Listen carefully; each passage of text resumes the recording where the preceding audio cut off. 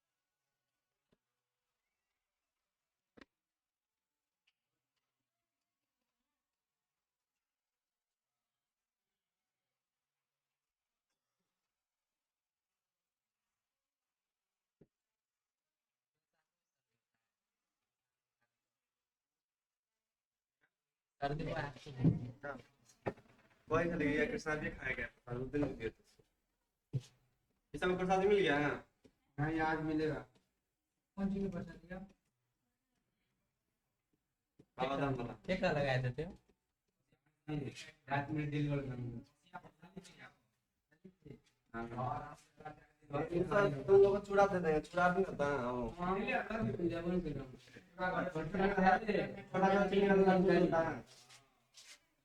अब समय खाने में चीनी ना तेरा नहीं खाने मत भाई जो अगर तेरा मिला तो वो अगर नहीं रख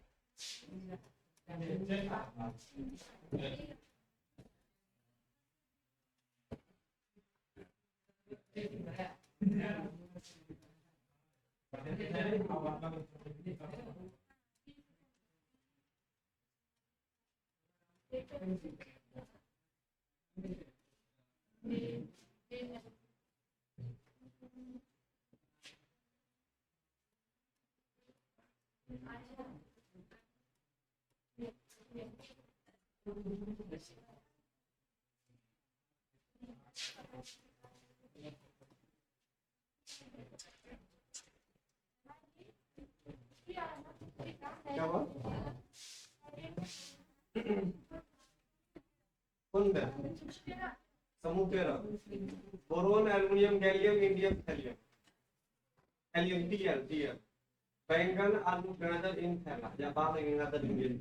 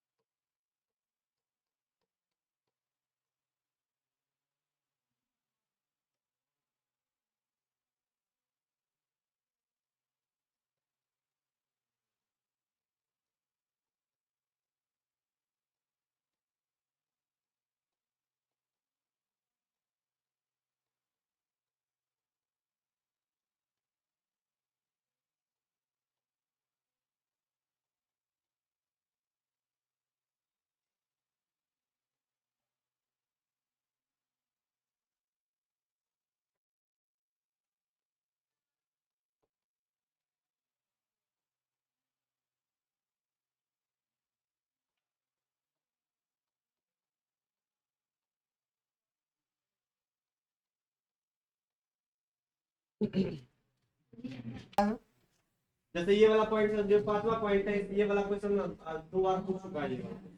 जो करते हैं 3 पॉइंट मैंने देखा था ना। सबसे पहले देखा था कि नाइट्रोजन फैमिली में क्या क्या एलिमेंट है। दूसरा मैंने देखा कि नाइट्रोजन परिवार को निकोजन भी बोलते हैं। तीसरा मैंने देखा इसका जनरल इलेक्ट्रॉनिक विन्यास क्या होता है, कितना बार इसमें इलेक्ट्रॉन होता है। चौथा बात करते हैं कि अगर कभी भी पी ब्लॉक एलिमेंट का समूह या आवर्त बताना हो तो कैसे बताएंगे। सुनो, समूह किसको बोलते हैं, तो ऊपर से जब नीचे आते हैं पर्टिकुलर कॉलम में आते हैं तो क्या बोलते हैं, समूह बोलते हैं। टोटल 18 समूह होता है पूरा पीरियोडिक टेबल में। तो हम पी ब्लॉक का पढ़ रहे हैं, तो पी ब्लॉक का समूह कैसे निकालेंगे। मान लो रेंडमली कोई एलिमेंट तुमको दे देगा पी ब्लॉक का, बोले यार कौन से समूह से बिलोंग करता है, तो क्या करेंगे। तो सुनो, समूह निकालने के लिए क्या करते हैं, चेक करते हैं कि पी में कितना इलेक्ट्रॉन गया, लास्ट वाला जो पी है उसमें कितना इलेक्ट्रॉन गया, उसमें कितना ऐड कर देते अपना मन से, 12 ऐड कर देंगे तो क्या निकल जाएगा, पी ब्लॉक एलिमेंट का समूह निकल जाएगा। पी में कितना इलेक्ट्रॉन गया है और उसमें 12 ऐड कर देंगे तो क्या निकल जाएगा, समूह निकल जाएगा। आवर्त बताने के लिए क्या, आवर्त बताने के लिए सबसे बड़ा हम एन का वैल्यू चेक करते हैं। सबसे बड़ा जैसे एन का वैल्यू किसको बोलते हैं, एन मतलब नंबर ऑफ सेल, ये पहला सेल हो गया, ये दूसरा सेल हो गया, इस तरीके से। तो चलो चेक कर लेते हैं नाइट्रोजन में। मान लो मैंने बोला नाइट्रोजन जो है कौन से समूह से और कौन से आवर्त से बिलोंग करता है। तो सबसे पहली बात, नाइट्रोजन, नाइट्रोजन कहाँ का एलिमेंट है, पहली बात जानते हैं कहाँ का एलिमेंट है, पी ब्लॉक एलिमेंट। अगर पी ब्लॉक है तो समूह कैसे निकालते हैं, बाहर में कितना इलेक्ट्रॉन है, तो बाहर में कितना इलेक्ट्रॉन पी में, पी के बाहर में 3, पी में कितना, बाहरी पी में 3 है, 3 में कितना ऐड करेंगे 12, 12 3 15, समूह कितना हो जाएगा बताओ तो, 15 में समूह से आता है, पढ़ रहे समूह 15 ही पढ़ रहे हैं। आवर्त कैसे निकालेंगे, सबसे बड़ा एन का वैल्यू कौन सा है इसमें, ये पहला और ये क्या है दूसरा, तो एन का वैल्यू सबसे बड़ा कितना है 2, मतलब कौन सा आवर्त से बिलोंग करता है, ये दूसरे आवर्त से। पहले आवर्त में होता है हाइड्रोजन हीलियम, दूसरा आवर्त में होता है लिथियम, अगर ये सब आता है इसमें तो नाइट्रोजन भी मिल जाएगा, तो सेकेंड आवर्त का एलिमेंट। पांचवा पॉइंट, सबसे इंपोर्टेंट पॉइंट, ये वाला क्वेश्चन बहुत बार बिहार में पूछा है और हमेशा पूछता है, ठीक है, ये वाला क्वेश्चन। चलो पढ़ते हैं क्या है। नाइट्रोजन जो होता है वो हमेशा 3 बंधन बनाता है, जबकि फास्फोरस जो होता है वो 5 बंधन तक बना सकता है, इसका रीजन बताओ। नाइट्रोजन 3 बॉन्ड बनाता है, ठीक है, जबकि फास्फोरस जो होता है वो 5 बॉन्ड तक बना सकता है, 3 भी बना सकता है 5 भी बना सकता है। तो ऐसा क्या दोनों में डिफरेंस है, तो दोनों एक ही ग्रुप का एलिमेंट। इवन नाइट्रोजन ही नहीं, इसके अलावा और है, देखो जनरली जब कभी भी किसी भी ग्रुप के बारे में बात करेंगे यहाँ पे हम जनरली ऊपर से ही 2 एलिमेंट के बारे में बात करते हैं, नीचे वाला एलिमेंट के बारे में उतना बात नहीं करते हैं। तो जनरल हमेशा क्वेश्चन पूछेगा नाइट्रोजन फास्फोरस, नाइट्रोजन फास्फोरस, इसे दोनों कंपेयर करेंगे। तो नाइट्रोजन जो होता है 3 बॉन्ड बनाता है, इसके अलावा जितना सारा एलिमेंट इस ग्रुप में होता है वो कितना बॉन्ड बना सकता है, 5 तक बना सकता है। इसका रीजन क्या है, तो पहली बात है तो पॉइंट इसको याद रखना पड़ेगा, नाइट्रोजन 3 बॉन्ड बनाता है जबकि फास्फोरस 5 तक बना सकता है, 3 भी बना सकता है 5 भी बना सकता है, एक पॉइंट है ये। इसका रीजन क्या है, रीजन मैंने ये लिखा देखो, नाइट्रोजन के पास डी कक्षक नहीं होता है। अगर नाइट्रोजन का इलेक्ट्रॉनिक विन्यास निकालेंगे तो क्या इसमें डी होता है, नहीं। 1s2 2s2 2p3, क्या 2d कभी नाम मैंने सुना है, 2d होता ही नहीं है, तो यहाँ पे इसके पास डी कक्षक नहीं प्रेजेंट होता है। जबकि फास्फोरस की बात करेंगे इसमें क्या होता है, डी कक्षक प्रेजेंट होता है। अब इसका क्या मतलब है, डी कक्षक है नहीं है, तो समझा देते सुनो यहाँ पे। जैसे मान लो हमने नाइट्रोजन का इलेक्ट्रॉनिक विन्यास निकाला 1s2 2s2 2p3, बताओ एस में कितने बाहरी, कभी भी बॉन्ड बनाने के लिए जाता है ना तो बाहरी सेल का इलेक्ट्रॉन इन्वॉल्व होता है, अंदर वाला इलेक्ट्रॉन इन्वॉल्व नहीं होता है। तो इसको देखकर भी हम कुछ नहीं करेंगे, जो है तो बाहर वाला इलेक्ट्रॉन देखेंगे। तो बताओ बाहरी सेल में कितना इलेक्ट्रॉन है, 5 है। एस में कितना है, ये हमारा 2s है, ये हमारा क्या है 2p है। तो पी में कितना इलेक्ट्रॉन भरता है, मैक्सिमम 6 भरते हैं, 3 डब्बा खाली होता है, पता होना चाहिए तुमको। 3 डब्बा खाली तो पहले सिंगल सिंगल भरा हुआ रहता है ऐसे करके, ये ऑर्बिटल में इलेक्ट्रॉन भरा हुआ है। अब एक बात बताओ, यहाँ पे 2 इलेक्ट्रॉन 2s में, और पी में 2p में कितना इलेक्ट्रॉन 3 इलेक्ट्रॉन। अगर थोड़ा नाइट्रोजन को हम हीट भी दे देते हैं तो नाइट्रोजन जो है ना अपना इलेक्ट्रॉन जो होता है ना 2s से 2d में नहीं भेज सकता, क्योंकि इसके पास d ऑर्बिटल है ही नहीं। अगर बहुत ज्यादा इलेक्ट्रॉन देंगे तब, जब उतना ज्यादा इलेक्ट्रॉन दे भी नहीं, उतना ज्यादा एनर्जी हम दे भी नहीं सकते। के पास यहाँ पे डी ऑर्बिटल खाली नहीं होने के कारण ये इलेक्ट्रॉन जंप होके आगे नहीं जा पाता है। ये जो हमारे पास जो बाहरी सेल का इलेक्ट्रॉन है वो अनपेयर्ड होना चाहता था कि वो ज्यादा से ज्यादा बॉन्ड बना सके। कोई भी एटम चाहता है कि हम ज्यादा से ज्यादा बॉन्ड बना सके, जितना ज्यादा बॉन्ड बनाएगा वो उतना ज्यादा वो स्टेबिलिटी फील करता है। बॉन्ड बनेगा एनर्जी निकलेगा तो ज्यादा स्टेबल होगा, बॉन्ड बनेगा एनर्जी निकलेगा तो ज्यादा स्टेबल होगा। तो जो भी एटम है दुनिया का सब चाहता है कि ज्यादा से ज्यादा बॉन्ड बना कर रहे। तो यहाँ पे पॉसिबल ही नहीं है बॉन्ड बनाना। तो यहाँ पे क्योंकि इसके पास क्या कितना ऑर्बिटल खाली है बताओ, तो यहाँ पे 1 2 3, अगर 3 ऑर्बिटल खाली है, नाइट्रोजन एक नॉन मेटल है और धातु है, तो ये कितना इलेक्ट्रॉन का शेयरिंग कर सकता है, 3 इलेक्ट्रॉन का। एक इलेक्ट्रॉन यहाँ पे बुलाएगा, एक इलेक्ट्रॉन यहाँ पे बुलाएगा, एक इलेक्ट्रॉन यहाँ बुलाएगा, और कितना बॉन्ड बना सकता है, ये 3 बॉन्ड ही बना सकता है। जबकि फास्फोरस में ऐसा बात नहीं है। फास्फोरस का अगर बाहरी इलेक्ट्रॉनिक विन्यास दिखेगा तो कुछ ऐसा होता है 3s2, s में कितना इलेक्ट्रॉन 2, पी में कितना इलेक्ट्रॉन 3, तो 1 2 और 3। क्या फास्फोरस के पास क्या 3d हो सकता है बताओ तो? हाँ इसमें होता है 3d, हमको पता है। तीसरा सेल में d ऑर्बिटल आ जाता है, पहला सेल में नहीं होता है, फिर दूसरा सेल में भी नहीं होता, तीसरा सेल में d ऑर्बिटल होता है। तो बताओ d ऑर्बिटल होने के कारण ये भी तीसरा सेल है, ये भी तीसरा सेल है, ये भी कितने कौन सा सेल है? तीसरे सेल है। अब बताओ ये तीनों तीसरे सेल का, तो एनर्जी का डिफरेंस बहुत कम कम होगा। तो चाहेगा इलेक्ट्रॉन इधर उधर थोड़ा थोड़ा अपना उस घर में जाए, थोड़ा उस घर में जाए, ऐसे करके होता है ना। एनर्जी का ज्यादा डिफरेंस नहीं है। तो जब कभी भी ये बॉन्ड बनाने के लिए जाएगा, मान लो हम रूम टेम्परेचर पर ले जाते हैं, तो रूम टेम्परेचर पर 3 बॉन्ड बनाएगा ये। फास्फोरस कितना बनाएगा शुरू में? 3 बॉन्ड बनाएगा। थोड़ा सा अगर फास्फोरस को हम एक्साइट अगर कर देते हैं, शुरू में 3 बॉन्ड बनाएगा, क्योंकि ये भी 3 बनाता है, ये भी 3 बनाता है, क्योंकि 3 डब्बा खाली है इसके पास, 3 बना सकता है। लेकिन अगर कुछ इसको एक्साइट करेंगे, कुछ एनर्जी बाहर देंगे, तो ये क्या करता है, अपना एक इलेक्ट्रॉन जंप करके कहां भेज देता है? अपना डी ऑर्बिटल में, क्योंकि इसके पास डी खाली है। डी खाली है तो अपना एक इलेक्ट्रॉन क्या करता है, कब? जब एक्साइटेड स्टार मारे, स्टार करेंगे मतलब इसको उत्तेजित अवस्था में ले जाएंगे, थोड़ा इसको एनर्जी देंगे, तो ये अपना इलेक्ट्रॉन जंप करके कहां भेज देगा? अपने डी ऑर्बिटल में। कितना डब्बा खाली हो जाएगा देखो यहाँ पे, 3 डब्बा, 4 डब्बा और 5 डब्बा, टोटल 5 डब्बा खाली होगा। इसलिए मैक्सिमम कितना बॉन्ड तक बना सकता है? 5 बॉन्ड तक बना सकता है। यही रीजन है कि नाइट्रोजन 3 बॉन्ड बनाता है, जबकि फास्फोरस कितना बनाता है? 5। तो एक लाइन में आंसर देना हो तो नाइट्रोजन के पास डी कक्षक नहीं होता है, जबकि पी के पास क्या होता है? डी कक्षक होने के कारण ये 5 बॉन्ड तक बनाता है, जबकि कितना बनाता है? ये 3 बनाता है। तो ये क्वेश्चन देखो तो बहुत बार पूछता है बिहार बोर्ड में कि PCl5 जो होता है वो एग्जिस्ट करता है, उपस्थित रह सकता है, जबकि NCl5 नहीं रह सकता है, ऐसा क्यों? ऐसा क्वेश्चन पूछता है। PCl3 भी एग्जिस्ट कर सकता है, PCl5 भी एग्जिस्ट कर सकता है, लेकिन NCl5 एग्जिस्ट नहीं करता। इसका लॉजिक बताओ। बताओ नाइट्रोजन 5 बॉन्ड बना सकता है, पेंटावेलेंट नहीं हो सकता है, क्योंकि नाइट्रोजन के पास 3 डब्बा खाली हो सकता है ना। तो इसलिए NCl3 बन सकता है, NCl5 नहीं बन सकता है। फास्फोरस 5 बॉन्ड तक बना सकता है, क्योंकि उसके पास d ऑर्बिटल खाली है, उत्तेजित अवस्था में जाएगा, अपना इलेक्ट्रॉन जंप करके आगे भेजेगा और 5 डब्बा खाली कर लेगा। 5 के साथ शेयरिंग कर सकता है, यानी कितना बॉन्ड बना सकता है? 5 बना सकता है। तो वही लिखा मैंने यहाँ पे, पी के पास जो होता है खाली डी कक्षक होने के कारण वो उत्तेजित अवस्था में अपना इलेक्ट्रॉन क्या करता है? डी को भेजता है। उत्तेजित अवस्था में अपना इलेक्ट्रॉन कहाँ भेजता है? एस वाला को डी में भेजता है। और बताओ अतिव्यापी करने के लिए, मतलब ओवरलैप करने के लिए या इलेक्ट्रॉन के शेयरिंग करने के लिए कितना जगह को छोड़ता है? ये 5 जगह को छोड़ता है। 1 2 3 4 5 जगह को छोड़ता है। यही कारण है कि ये 5 बॉन्ड तक बना सकता है, जबकि नाइट्रोजन के पास होता है वो डी कक्षक खाली नहीं होने के कारण ये 3 बॉन्ड ही बना सकता है। लॉजिक क्लियर हो गया? यानी नाइट्रोजन जो होता है वो 3 वैलेंसी होता है इसका, जबकि फास्फोरस कितना होता है? मैक्सिमम 5 हो सकता है। अब 3 भी हो सकता है, 5 भी हो सकता है। एक्साइटेड स्टेट में जाएंगे तो 5 बन जाएगा, अगर रूम टेम्परेचर रखेंगे तो 3 बनेगा। ठीक, अब नोट करके पॉइंट लिखा समझते यहाँ पे क्या है बताओ। फास्फोरस एंड अदर्स, मतलब फास्फोरस के नीचे जितना सारा एलिमेंट है वो कितना बॉन्ड बना सकता है? 5 उसके नीचे, क्योंकि सबके पास डी खाली होगा, डी खाली होगा, 5 बन सकता है। लेकिन नाइट्रोजन केवल कितना बनाएगा? 3 बनाएगा। कितना बनाएगा? 3 बनाएगा। लेकिन एक एक्सेप्शन है इसमें, नाइट्रोजन जो होता है ना वो 4 बॉन्ड भी बना सकता है। 4 बॉन्ड में क्या मतलब समझा देते सुनो। एक एक्सेप्शन याद रखना, अमोनिया को जब H प्लस के साथ रिएक्शन करवाते हैं ना, तो कुछ दिन पहले ये बताया कि अमोनिया जो होता है वो लुईस बेस की तरह काम करता है। अपना लोन पेयर किसी को दे देना चाहता हूँ, तो जब इधर देखता है H प्लस, देखता है इसको इलेक्ट्रॉन का रिक्वायरमेंट है, तो अपना लोन पेयर क्या करता है? कोऑर्डिनेट करके किसको देता है? H प्लस को। अब कुछ ऐसा स्ट्रक्चर बना लेता है। तो बताओ 1 बॉन्ड 2 बॉन्ड 3 बॉन्ड तो था, एक कौन सा बॉन्ड बन गया? Coordinate bond. कौन सा बॉन्ड है? कोऑर्डिनेट बॉन्ड है। तो 3 सहसंयोजक बंधन बना सकता है, और जबकि एक उप सहसंयोजक बंधन बना सकता है। यानी कुल मिला के इसका बैलेंस कितना हो सकता है? 4 हो सकता है। 4 सहसंयोजकता दिखा सकता है। यानी सहसंयोजकता का बात करेंगे हम, तो बताओ फास्फोरस कितना दिखाएगा? मैक्सिमम 5।